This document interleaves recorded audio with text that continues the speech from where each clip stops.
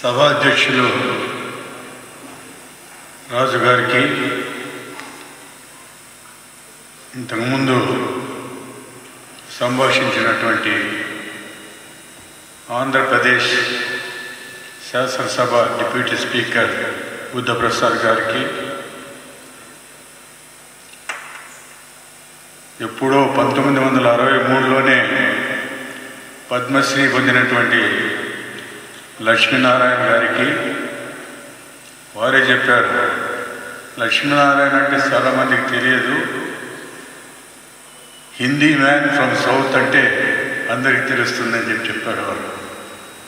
అదేవిధంగా వీళ్ళందరూ మేధావులు, ముఖ పరిచయాలు లేకపోయినా వారి సాహిత్యాలు, వారి పాటల రచనలు ఇవన్నీ కూడా నాకు బాగా పరిచయాలని కూడా తెలియజేస్తా ఉన్నాను. సోదర సోదరీమణులారా,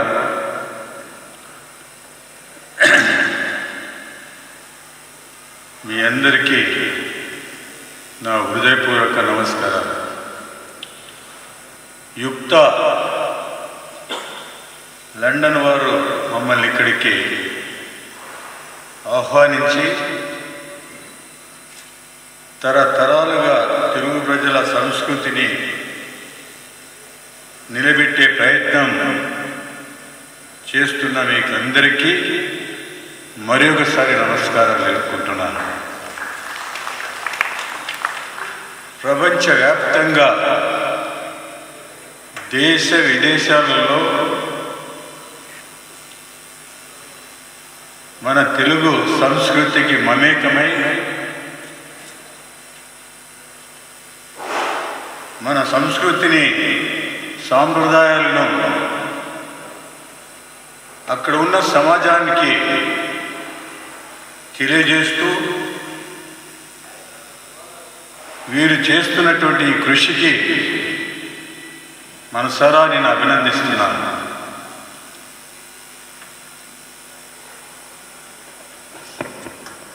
తెలుగు సంస్కృతి సుమారుగా 2500 సంవత్సరాల నుంచి ప్రసిద్ధి చెందినది. ఇంతకుముందే సభ మొదటి కార్యక్రమంలో మా తెలుగు తల్లికి మల్లెపూదండ అని చక్కగా పాడినటువంటి ఆ గాయనిమణికి నేను కృతజ్ఞత తెలుపుతూ, ఈ పాట శంకరంబాడి సుందరాచార్యులు గారు రచించితే, మరి ఈ పాటను పాడింది, ఆలపించింది టంగుటూరి సూర్యకుమార్ గారు మొట్టమొదటి కూడా మీకు తెలియజేస్తా ఉన్నాను.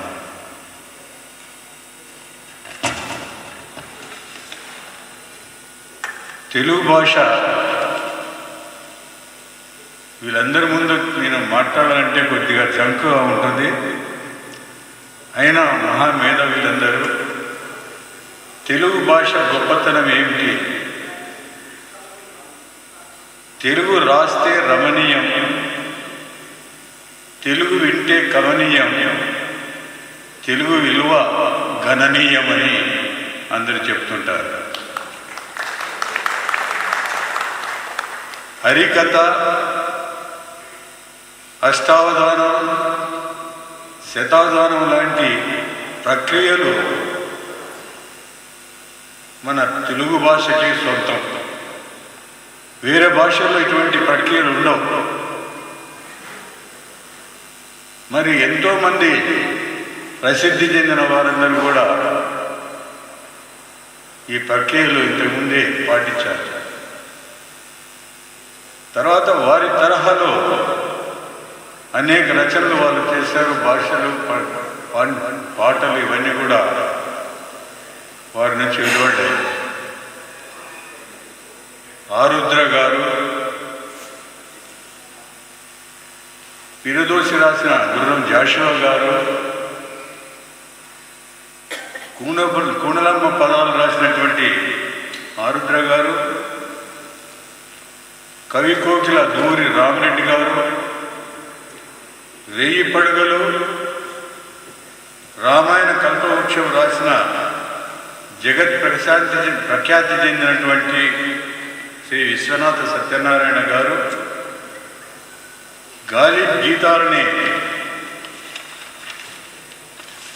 తెలుగులోకి అనువదించినటువంటి సినీ కవి శ్రీ నారాయణ రెడ్డి గారు ఇత్యాది మహాకవులను తెలుగు నేలలో మనం పుట్టినందుకు మనం ఎంతో గర్వపడాలి.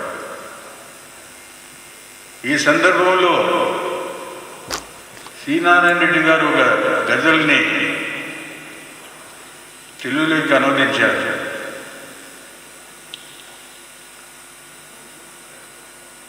పరులకు సాయపడని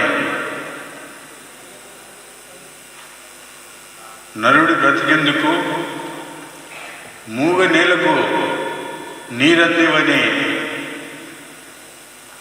మరి కాలువ పారుట ఎందుకు అని చెప్పేసి వారు ఒక గజల్ని ట్రాన్స్లేట్ చేశారు. ఎంతోమంది కవులను మనం చూసాం. వారు ఈ యొక్క ప్రపంచంలో మనకు ఎంతో విలువైనటువంటి సాహిత్యాన్ని అప్పగించిపోయారు. గురుజాడ వారి గిరీశం మధుర వారిని మనం మర్చిపోలేము. అదేవిధంగా మనం బాపు రమణ గారి వాళ్ళ సృష్టికర్త అయినటువంటి గుడుగు శ్రీ జ్ఞాన ప్రసన్నంగా చాలా విలక్షణమైనటువంటి ఈ మధ్యనే బాబు గారు పరమపదించారు. కానీ వారి యొక్క ఆర్ట్ కానీ బాపు బొమ్మ అంటాం, ఎవరైనా మంచిగా పరికిని తర్వాత ఓరి వేసుకున్న ఒకటి అమ్మాయిని చూస్తే ఈ అమ్మాయి బాపు బొమ్మ మాదిరి ఉంది అని అనుకుంటాం మనమంతా కూడా. అదేవిధంగా భగవద్గీత పద్యాలు చదవాలంటే ఘంటసాల గారి పద్యాల తర్వాతనే వారి నోటి నుంచి వింటేనే ఆయన ఎంతో మధురంగా వినిపిస్తూ ఉంటారు. అదేవిధంగా సుందరకాండ పాట వినిపించాలంటే మనకు ఎంఎస్ రామారావు గారిని గుర్తొస్తారని కూడా మీకు తెలియజేస్తా ఉన్నాం. ఈ విధంగా ప్రముఖ సంగీత దర్శకులు ఎంతో మంది ఉన్నారు, మన మధ్య కూడా ఉన్నారు. ఆనాటి సంగీత దర్శకుడు రాజేశ్వరరావు గారి పాటలు ఈనాటి మన చెవులకు కమ్మని సంగీతాన్ని వినిపిస్తుంటాయి. ఆ తర్వాత గాన గంధర్వుడు మంగళంపల్లి మురళీకృష్ణ గారు, ఎస్పి బాలసుబ్రహ్మణ్యం గారి వారి పాటలు కానీ వారి నోటి నుంచి వచ్చేటువంటి ఏ మాటలు కానీ ఈనాటి మన చెవులలో గింగిరు అంటుంటాయి. వారు మనల్ని కూడా ఇంకా ఆనందపరుస్తూనే ఉన్నారు.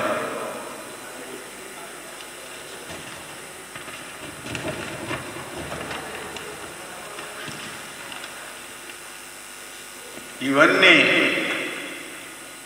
మనం ఒక చరిత్ర ద్వారా తెలుసుకున్నటువంటి సత్యాలు, తెలుగు సాహిత్యానికి అరుదైనటువంటి ఆణిముత్యాలు.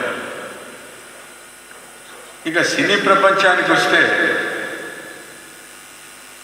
మన తెలుగు వారి మించినటువంటి నటులు లేరనే చెప్పవచ్చు. ఈనాడు మనం చూస్తున్నాం, ఆనాడు ఎన్టీ రామారావు వేసినటువంటి కృష్ణుడు కానీ, అదేవిధంగా రాముడు కానీ, దుర్యోధనుడుగా కానీ విశ్వవిఖ్యాత నట సార్వభౌమగా పేరు తెచ్చుకున్నారు ఆయన. మా రాయలసీమలో అయితే కృష్ణుడు అంటే ఇలా ఉంటాడేమో, రాముడు అంటే ఇలా ఉంటాడేమో అని చెప్పి ఆయన ఫోటోలు పెట్టుకొని పూజించే వాళ్ళు కూడా ఉన్నారు. మరి ఘటోద్గజునిగా దుర్యోధనుగా ఎస్వి రంగారావుని కూడా మర్చిపోలేము. దేవదాస్ అన్న, మహాకవి కాళిదాస్ అన్న మనకు ఏ అన్నారే గుర్తుకొస్తుంటారు. వారు ఇటీవల పర్వపదించారు.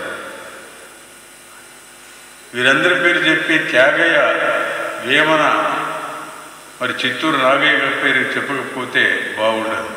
వారు కూడా మన పైన ముద్ర వేసి ఉంటారు. తెలుగు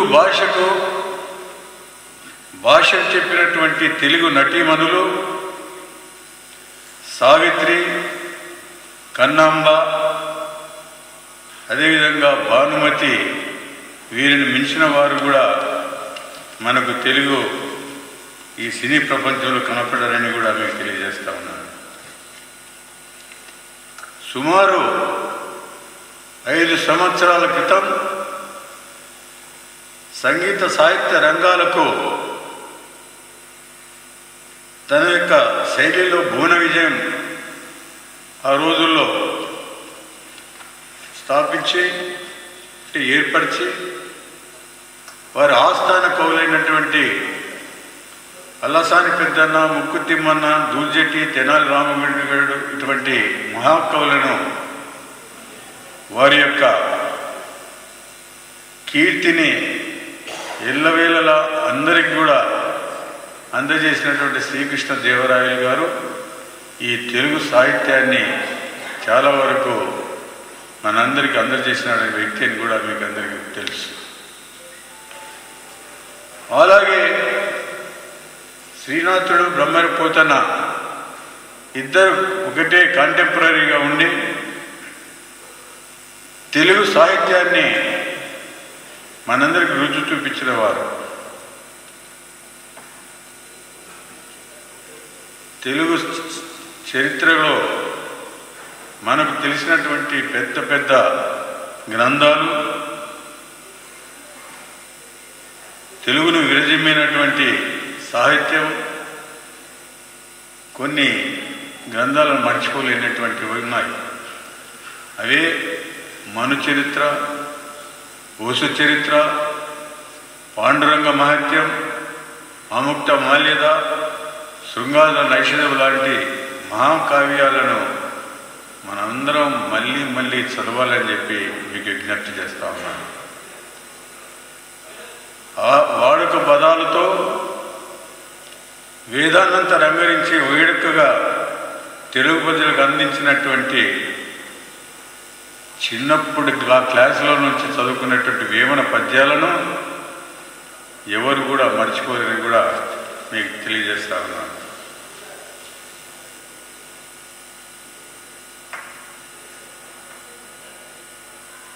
తెలుగు వారి ఆత్మగౌరవాన్ని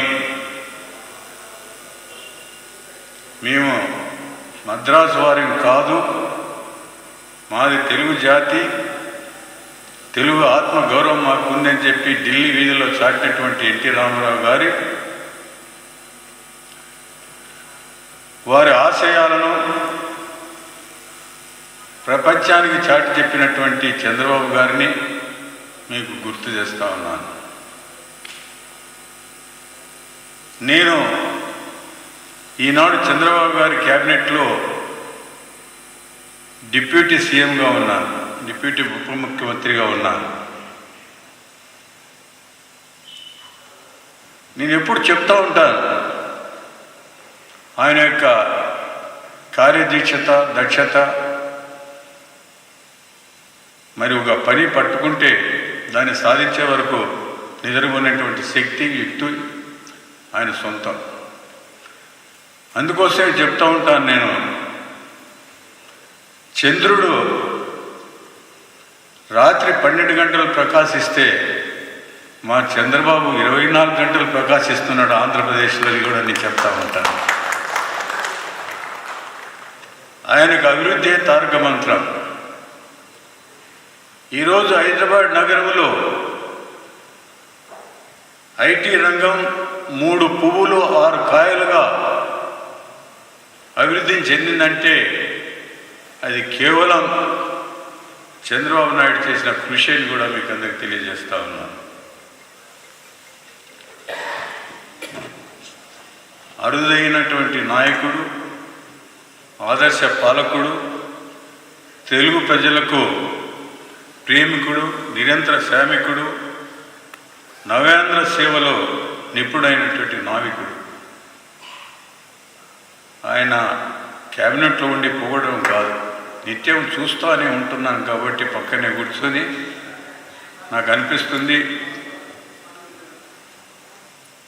ప్రస్తుతం రాష్ట్ర విభజన వలన ఇరు ప్రాంతాలు నష్టపోయావు. మద్రాసు మహానగరాన్ని తీర్చిదిద్ది తమిళకు అప్పచెప్పి వచ్చావు. హైదరాబాద్ మహానగరాన్ని చాలా పెద్దగా చేశాం, హైటెక్ సిటీ చేశాం. అదేవిధంగా మరి సైబరాబాద్ సిటీ చేశాం, ఫైనాన్షియల్ డిస్ట్రిక్ట్ చేశాం, తర్వాత నెక్లెస్ రోడ్ చేశాం. చాలా చాలా పెద్దగా హైదరాబాద్ నగరాన్ని సుందరంగా తీర్చిదిద్దాం. ఈరోజు నవ్యాంధ్ర రాష్ట్రాన్ని నిర్మించుకోవాలని చెప్పేసి తాహతాలాడుతున్నాం. ఈయన ఇక్కడ ఉన్నటువంటి మీ అందరికీ విజ్ఞప్తి చేస్తూ ఉన్నాను, మేము చేస్తున్నటువంటి ఈ కృషిలో మీరు కూడా భాగస్వాములు కావాలని చెప్పి నేను కోరుతా ఉన్నాను. మా ప్రభుత్వం పారిశ్రామికీకరణని పెద్దపీట వేస్తూ ఉంది. దాదాపు సుమారుగా 910 కిలోమీటర్ల సువిశాలమైనటువంటి కోస్తా ప్రాంతాలకు మాకున్నాయి మా అదృష్టం. ఈరోజు కాకినాడ పోర్టు కానీ, మచిలీపట్నం పోర్టు కానీ, ఇటువంటి పోర్టులన్నీ కూడా, విశాఖ పోర్టు కానీ, ఇవన్నీ చాలా సుప్రసిద్ధమైనటువంటి, వ్యాపారానికి చాలా అనువైనటువంటి ప్రదేశాలు. అందుకోసం నాకు ఒక కాన్ఫిడెన్స్ ఉంది, ఈరోజు ఆంధ్ర రాష్ట్రాన్ని చాలా త్వరలోనే భారతదేశంలో ఎవరు కూడా మెచ్చుకోలేని విధంగా, ఎవరు కూడా దీంతో కాంపిటీషన్ పోల్చలేని విధంగా తయారు చేస్తాం 3 సంవత్సరాలు అని చెప్పి ధీమా మాలో ఉందని కూడా మీకు తెలియజేస్తా ఉన్నాను. ఎందుకంటే ఈరోజు